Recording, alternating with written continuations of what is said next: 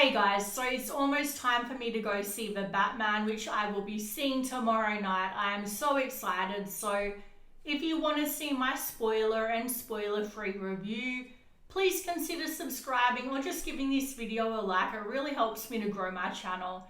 And I've also got up a Batman Returns review and a Batman vs Superman Ultimate Edition review, which I will link all of them down below, because I've just been rewatching all the Batman movies in preparation for tomorrow night. So this is a ranking of all the live action Batman movies that I've seen. I haven't seen all of them, but from what I've heard, the ones that I haven't seen, I'm not really missing a lot. The Iceman cometh. So number 6 on this list is the only movie that I would say I genuinely didn't enjoy. I didn't dislike it, I just didn't really like it either. I was just very in the middle about it. It's one that I wouldn't rewatch, and every other Batman movie on this list is one that I've definitely rewatched at least one other time. So number 6 is Batman from 1989. So I haven't really hid the fact in previous videos that I am not a fan of Michael Keaton. I really don't like his version of Batman. My favourite one is Christian Bale, and I think he could soon be dethroned by Robert Pattinson. But you know, I just didn't really like the Joker either in this one.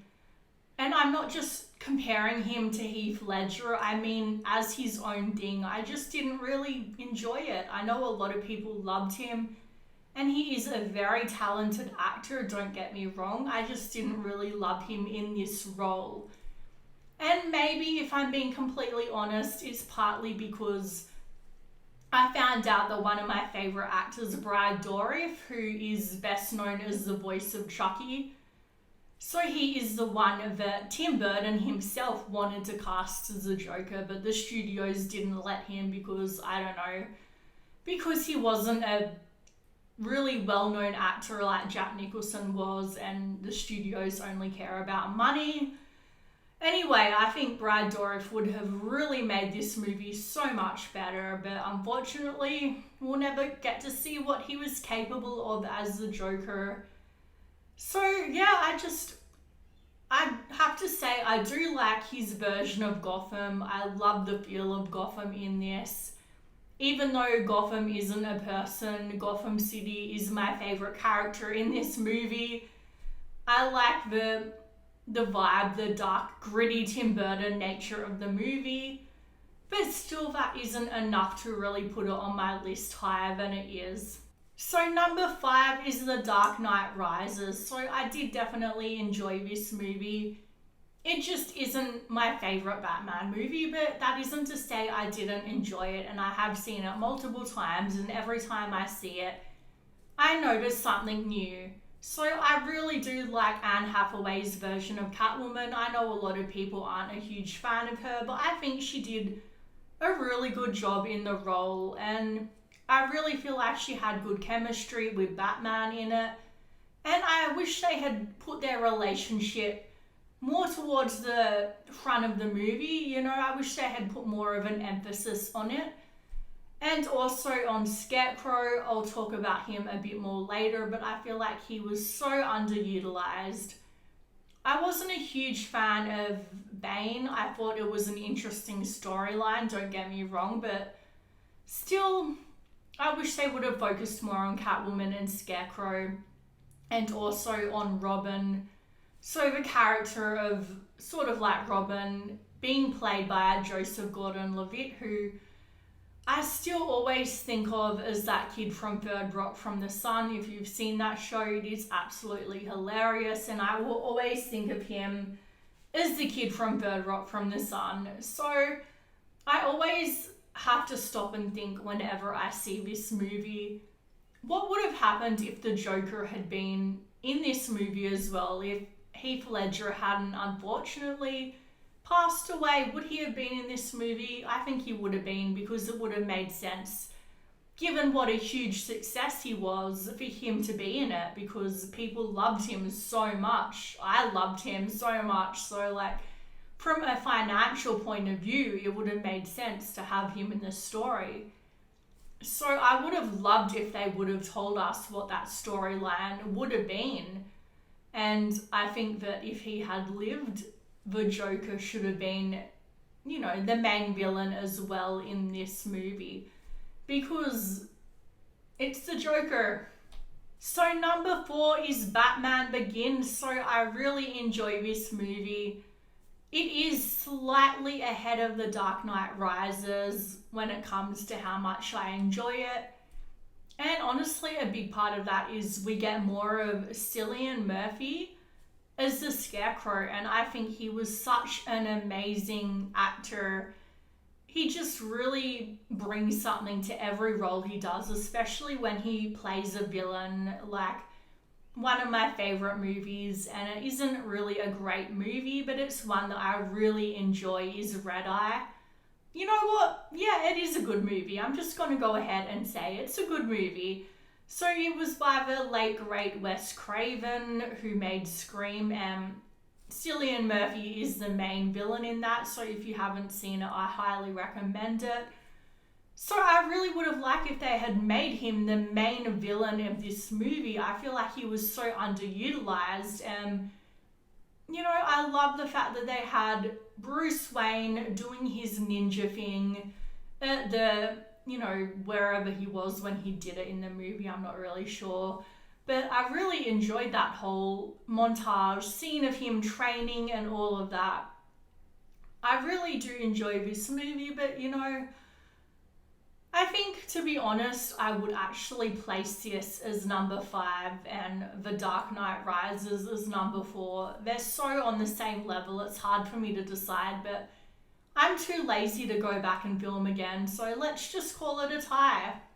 So number 3 is Batman vs Superman. So I have my review, like I said, down below for the Ultimate Edition, which I go more into detail in that, but to be honest, I didn't really enjoy it the first time I saw it, but I rewatched it and I saw the Ultimate Edition, and it really made a difference. It really rounded out the story. And Ben Affleck as Batman is really growing on me.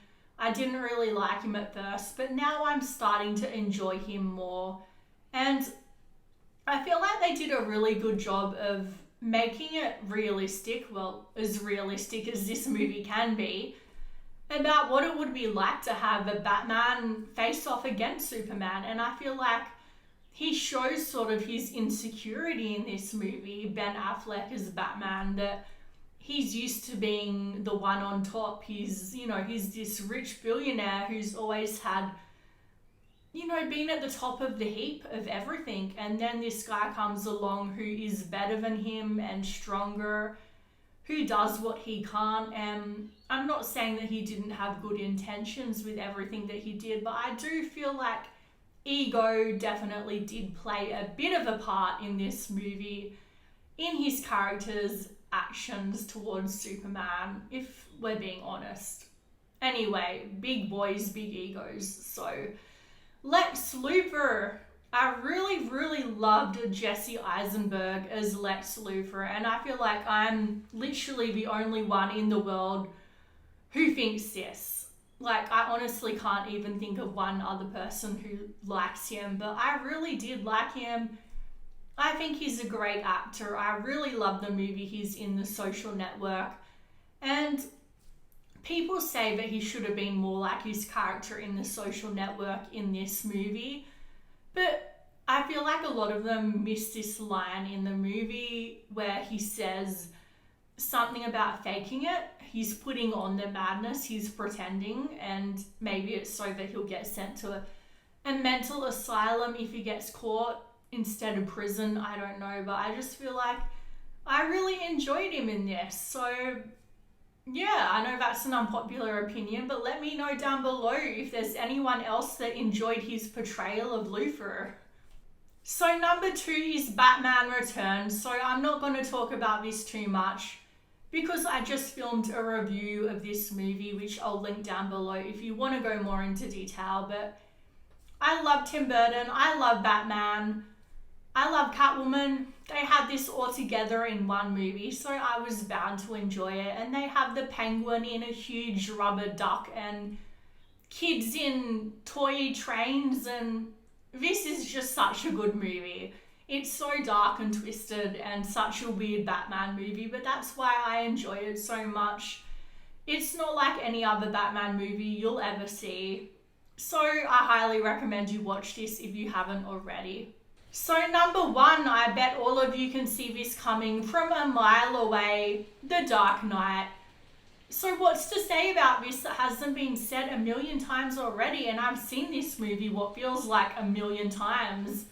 But no matter how many times I watch this, that intro scene just gives me chills every single time.